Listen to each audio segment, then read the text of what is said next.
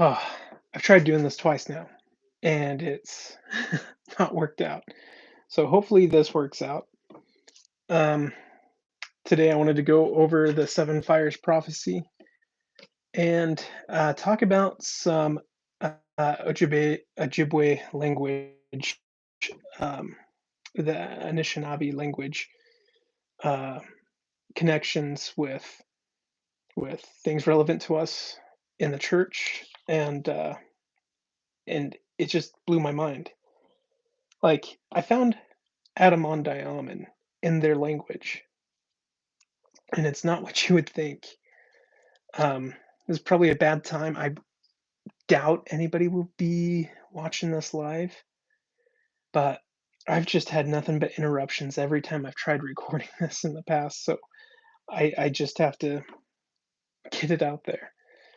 Um, since I don't think people are really going to jump in, I'll just go ahead and start with the Seven Fires prophecy first and do a reading of that. If people jump in, then we'll go ahead and do some Q&A and go through some of this language connections. So here, the Seven Fires prophecy is an Anishinaabe prophecy, the Ojibwe people um, of North America. And so I'll speak to what that is. The Anishinaabe prophecy that marks phrases or epics in the life of the people of Turtle Island, which is North America. The original name given by the Indigenous people of North American continent, the Seven Fires of Prophecy, represents key spiritual teachings for North America, kind of like seven dispensations, um, in my opinion, and suggest that the different colors and traditions of the human beings can come together on a basis of respect. It contains information for the future lives of the Anishinaabe, which are still in process of being fulfilled. So where they are is some of these prophecies have been fulfilled. I think they say up to 4 have been fulfilled, and the remaining still have yet to go. And this is fascinating. There's a lot of things I want to touch on. I do have one person here, except I can't see the live chat right now. So I'm not sure if there is any chat going on. So starting with this first fire. Originally, the prophecies were given by 8 prophets in 7 different time periods. According to oral tradition, the Mi'kmaq Nation heard the first prophet. The remaining 7 prophets appeared before and were recorded by the Anishinaabe. A prophecy of each of these 7 periods were then called a fire, which, if you look at going through the tabernacle for the ancient Jews, each fire represented a period of enlightenment, teaching, guidance by prophets. For us, we recognize dispensations of being guided by prophets. This sounds very similar.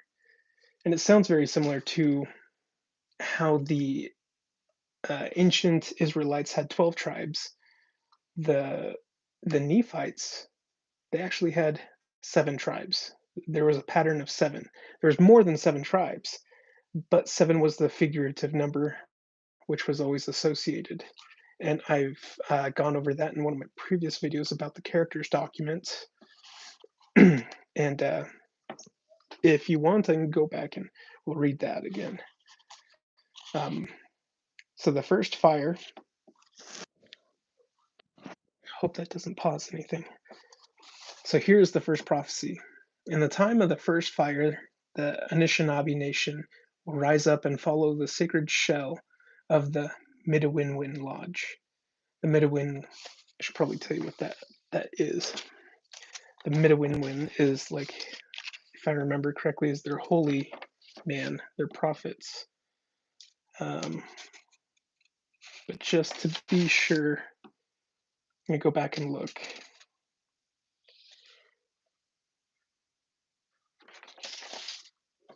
Um,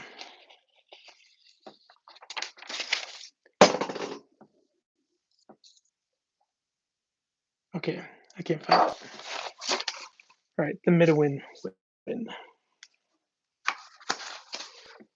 The Midewiwin Lodge will serve as a rallying point for the people, and its traditional ways will be the source of much strength. The sacred Medjais will lead the way to the chosen ground of the Anishinaabe. You are to look for a turtle-shaped island that is linked to the purification of the earth. You will find such an island at the beginning and end of your journey. Oh, okay. There will be 7 stopping places along the way. You will know the chosen ground has been reached when you come to a land where food grows on water. If you do not move, you will be destroyed. I find that fascinating because the food which they do end up finding that grows on the water is wild rice. It is growing up near the Great Lakes. And it makes me think of the food growing on the water. It's kind of like Christ is the bread of life, but he also walked on water.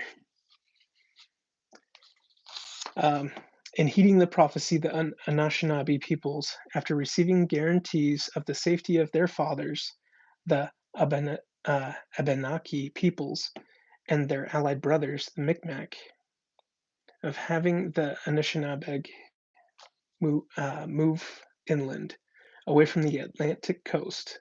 So they're actually coming from the Gulf of the St. Lawrence, which is backwards on here, but in the East Coast, Canada coast. Um, um, the mass migration of the Anishinaabe took place preceding the first stopping place, known as the Muniyang, uh, Mu, Muniyang, known today as Montreal, Quebec. They're, uh, they're the First Nation found turtle-shaped island marked by the Magi's cowrie shells. I think cowrie is a small snail shell. The nation grew into a large number and spread up both the Ottawa River and the St. Lawrence River. The second of the turtle-shaped island marked the Magi shells was the Niagara Falls. The second fire. You will know that, so when this is all happening is actually 950 AD, and it took about 500 years of their expansion and coming right back down. So 950 AD, 500 years coming right back down to the lands where they originally had come from. And that itself probably taking about 500 years, leaving it around uh, the 450, around the time of Moroni up in New York, bearing the plates. And the Anishinaabe, they kept, they do have a written script, and they have birch bark scrolls, and they have a pattern of their elders hiding these scrolls in caves and digging them and hiding them away to keep them sacred. Um, so this is a pattern of these 7 fires happening, but the last ones you'll find very interesting. Second, you will know the second fire because at this time the nation will be camped by a large body of water. In this time, the direction of the sacred shell will be lost. The Midewiwin, I think is their prophets again, will diminish in strength. They're the holy. Gosh, I had it just a few minutes ago. A girl will be born to point the way back to the traditional ways. She will show the direction to the stepping stones to the future of the Anishinaabe people. The oral tradition of the members of the Council of Three Fires say that the realization of the second fire came about the third stopping place. Um, located somewhere near what is now Detroit, Michigan. The Anishinaabe had divided between those who went up to the Ottawa River and those who went up the St. Lawrence River. After leaving the area of Niagara Falls, this group proceeded to the Round Lake. So basically, it's talking about the dispersion of these Anishinaabe peoples into different tribes, and they're going from Turtle Island to Turtle Island. The main Turtle Island is the North American continent, but they're literally also settling on smaller islands in here. Um, so I'm going to skip down to the third fire. In the third fire, the Anishinaabe will find the path to their chosen ground, a land in the west, to which they must move their families. This was the land where food grows upon the waters. This is wild rice. Again, I'll just continue. From the cultural center at Mentawin island of the Ojibwe moved to the area about. So there's some French names in here I can't pronounce. Um,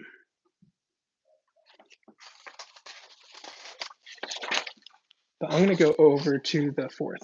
So this is still they're traveling and they're going from place to place. Fourth, the fourth fire prophecy was delivered by two prophets who came as one. Some speculate that this prophet is a two-spirit person, but is not known for certain. The first prophet said, "You will know the future of our people by the face the light-skinned race wears. If they come wearing a face of brotherhood, then there will come a time of wonderful change for generations to come. They will bring a new knowledge and articles that can be joined with the knowledge of this country. In this way, two nations will join to make a mighty nation. This new nation will be joined by two more, so that four will form the mightiest nation of all. You will know the face of the brotherhood if the light skinned race comes carrying no weapons, if they come bearing only their knowledge and a handshake." Well, among these First Nation groups that were contacted, I think the Fox tribe is one of them. I can't remember what the names are, but this is where Joseph Smith sent the first missionaries. He said, "Go among the Lamanites and preach." And it was among these Anishinaabe tribes. And they considered him the button-down man, or the man in linen, um, who could speak to the Great Spirit. The other prophet, the second prophet for this fourth fire, said, "Beware if the light-skinned race comes wearing the face of death.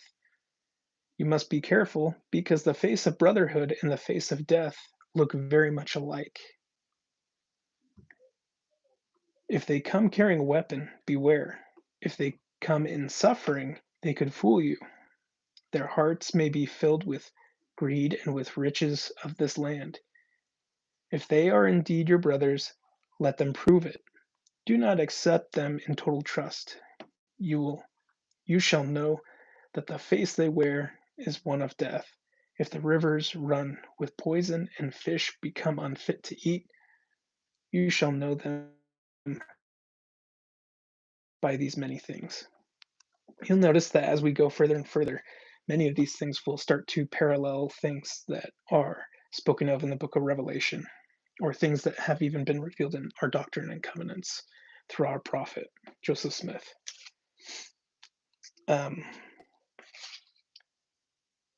So they actually do connect these 7 points, these 7 fires in different areas of their return during that 500-year period. And it's still not over. Fifth, in the fifth fire, there will come a time of great struggle that will grip the lives of all native peoples.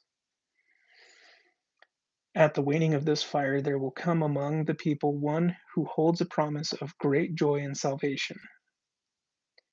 If the people accept this promise of a new way and abandon the old teachings, then the struggle of the fifth fire will be with the people for many generations. The promise that comes will prove to be a false promise. All those who accept this promise will cause the near destruction of this people. So I don't know what they associated with it. It looks like this is one of those ones that they're still waiting to be fulfilled.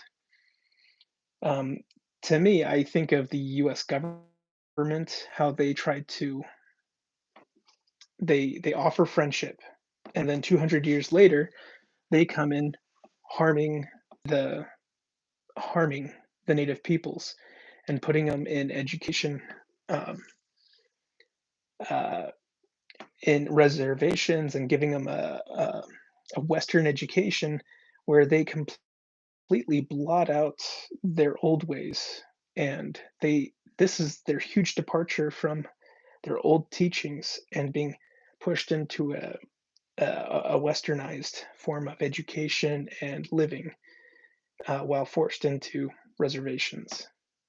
And so in the 50s and the 60s, 70s, we start seeing this huge revitalization and connection between all native peoples uniting together, um, in common cause and wanting to remember the old ways, remember their language.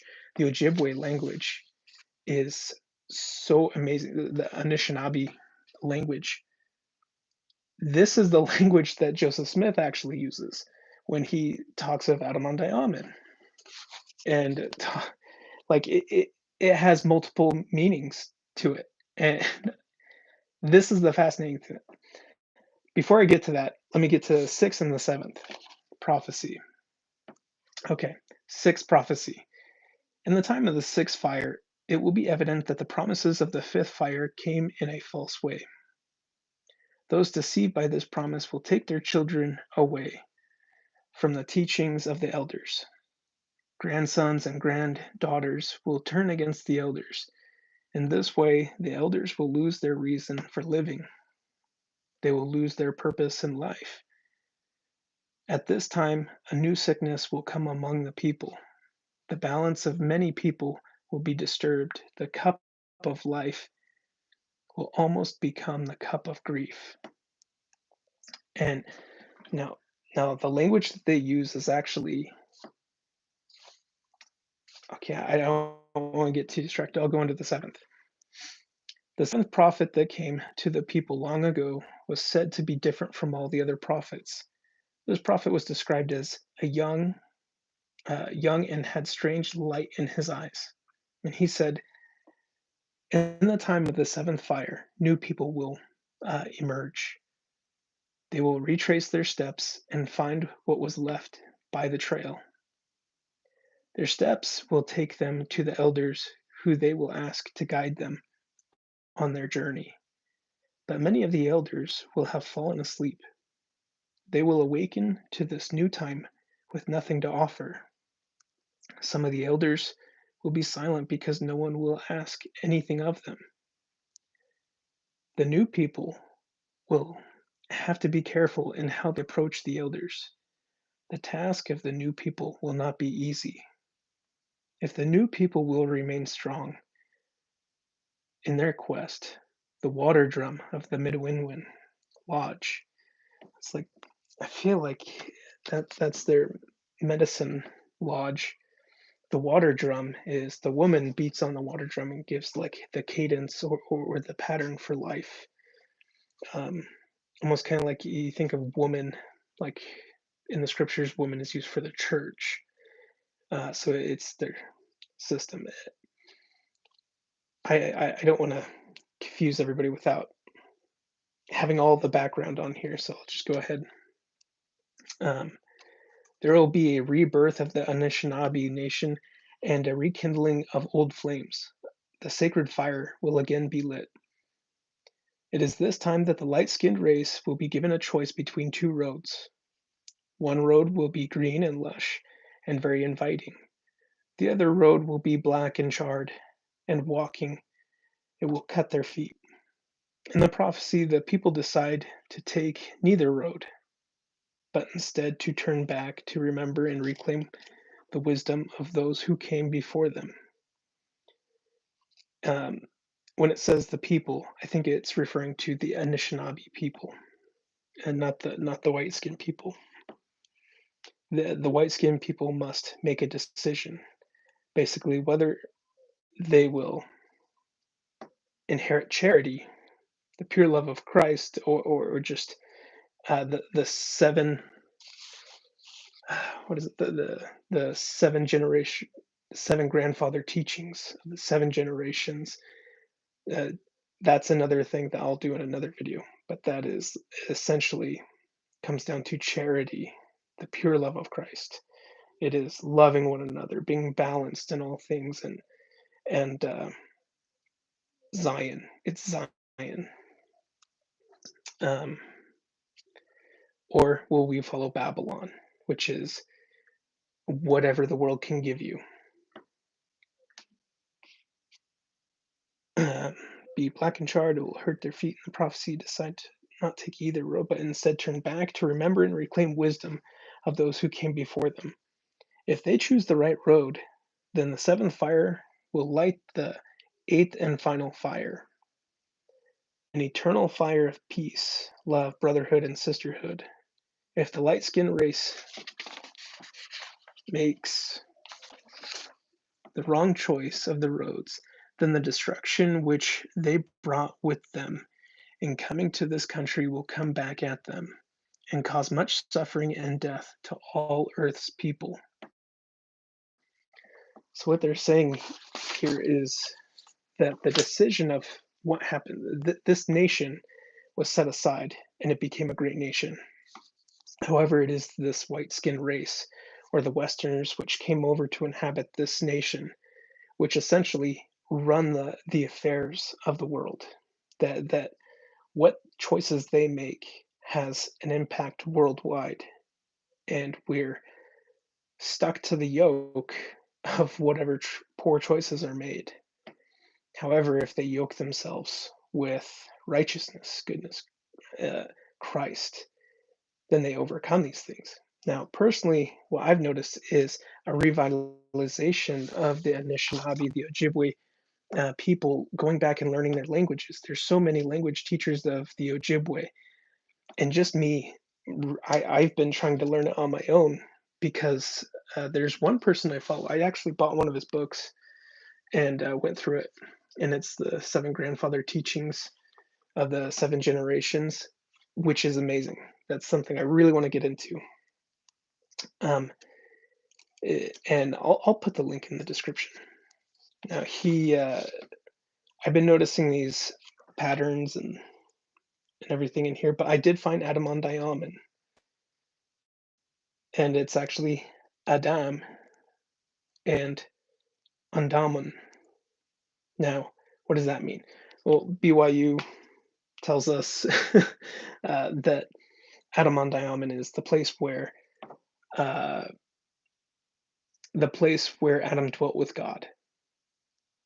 I've done previous videos where I talked about how the Adamandiaman, is, along with the place where Adam dwelt with God, is also like that covenant path. It is the temple.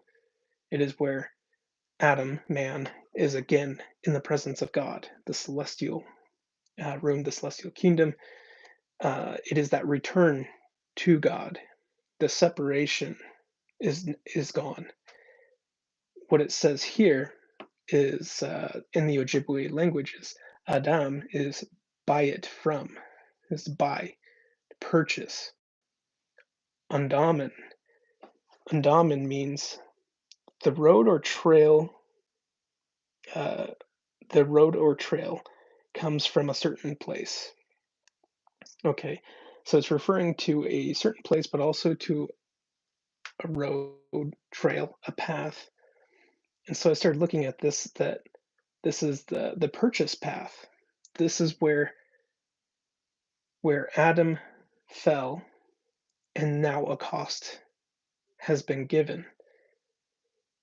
And Jesus Christ, as our Redeemer, pays that debt for us. But it requires us to walk this path. this path to a certain place.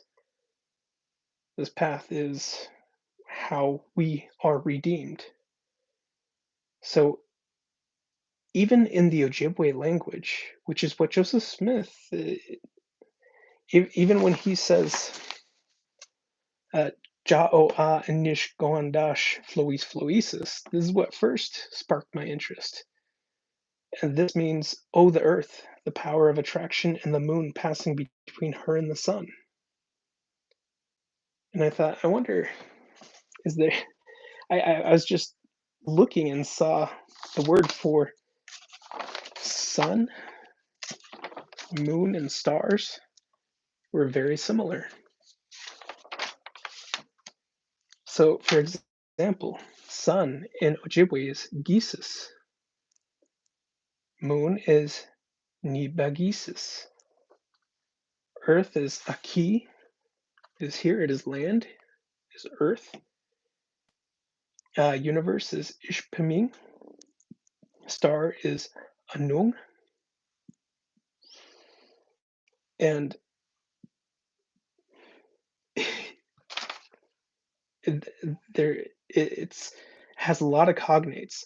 And I started actually looking on through everything and started breaking up the words and looking for the patterns like Gitchi, great, great water, great whale, great anything.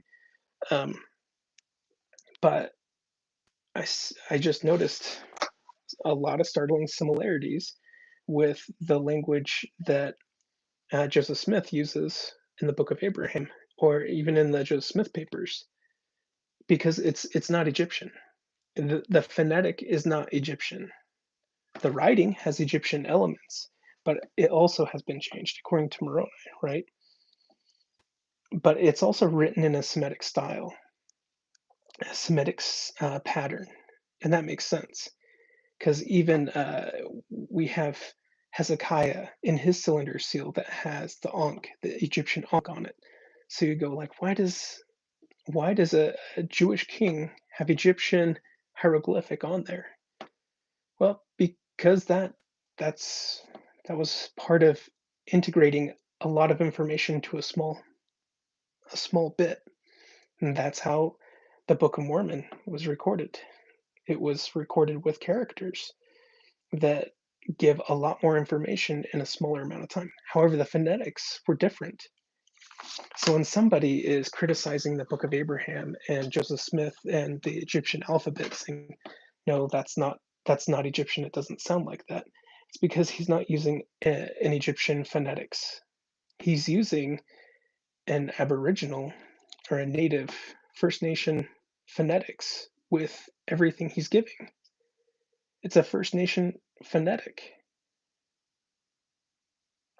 The fact that Adamondiaman through BYU means that the land where Adam dwelt with God. And the more I studied Adamondiaman, the more it brings me back to the temple where man, we, man, woman can actually re-enter the presence of God. And here in the Ojibwe language, Adam, the purchase price, Andaman, is the certain path to take you to the certain place, the path to take you back to the place. The cost was made at Adamondiaman.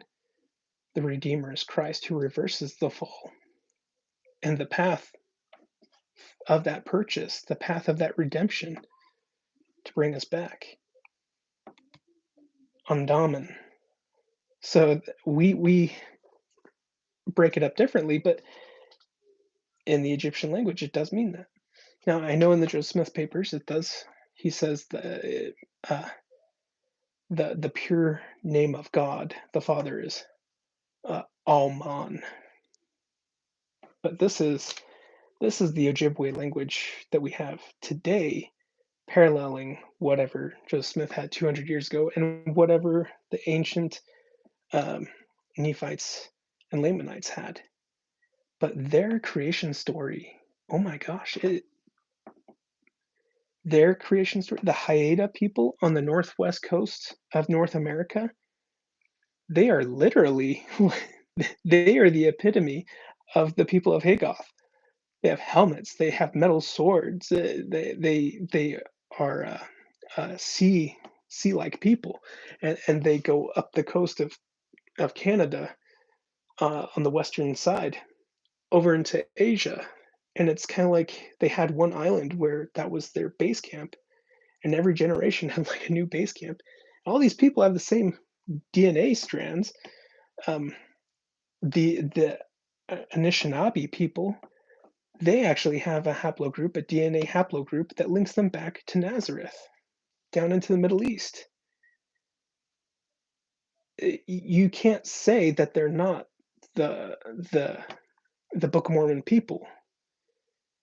We have Joseph Smith papers where we have leaders of the church who come in and do soil samples and find high calcium amount around Hill Cumorah, Hill Cumorah, and then they do it just a few miles out, and it's not the same. It's inconsistent. They're like, there's no reason to have calcium deposits out here unless there was a massive amount of bones, like from a lot of dead people.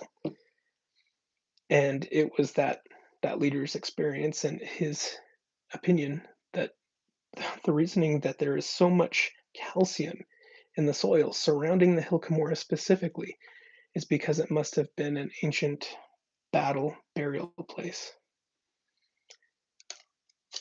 But um, where we literally have DNA connecting them to the Middle East, where their language is the language which Joseph Smith uses when describing the Book of Mormon people. Uh, it's the phonetics he's trying to use, and he's speaking of this people and their pattern, uh, and and belief and prophecy, even to the point of having these 7 tribes, 7 nations, the 7 generation, the 7 grandfather teachings is the total completion. In fact, one of their prophecies actually talk about a young man who was taken up. The world had become so wicked that seven spirit beings took him up and showed him the universe and taught him the 7 grandfather teachings, taught him the 7 like meditations or the medicines, the 7 things to bring him full circle, make him complete, and brought him back down to earth to teach the people. And I'm like, that kind of sounds like Enoch. In fact, their vision quests, their vision quests sounded very similar to our temple procession and the vision with Nephi and Lehi, the visions that are given even in the Old Testament. This temple procession of understanding, enlightenment, and receiving to the presence of God. This is very similar to their vision journeys, their spirit journeys, vision quests. In their language, it is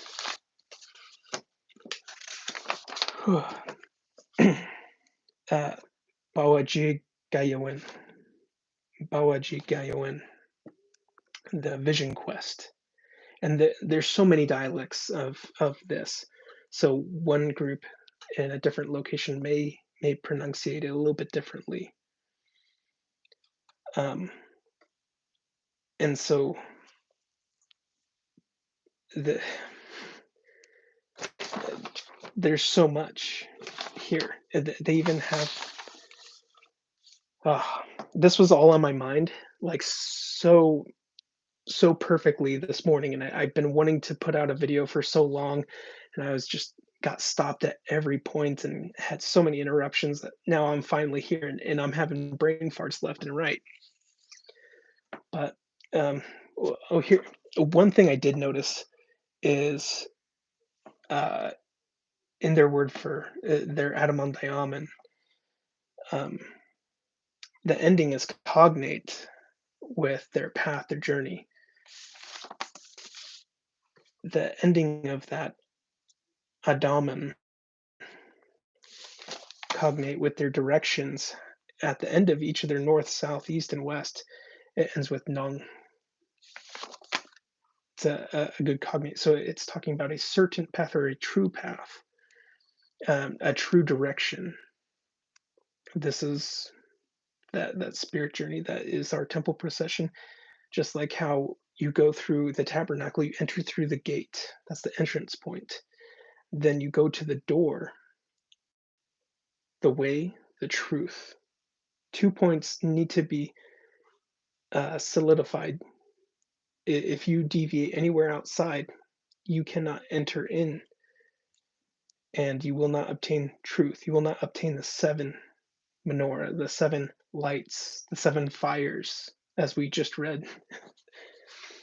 So we see this seven holy completion, this fire, as so much of even a Noah story, the flood story, carries on with this.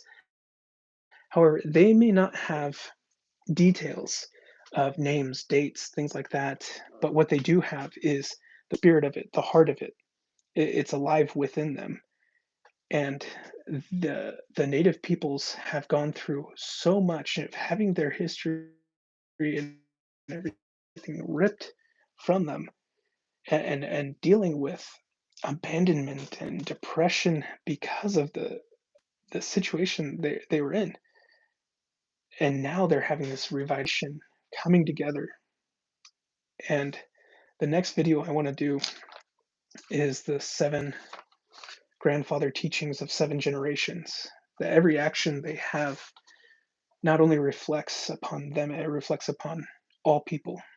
And when they look at another people, regardless of race or even they look at an animal, the rocks, the wind, everything, says, these are my relatives.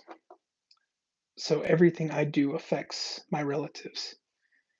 And their teachings reflect the things that are revealed in 3rd Nephi. It reflects the things that Jesus taught, that inasmuch as ye have done unto the least of these my brethren, ye have done it unto me.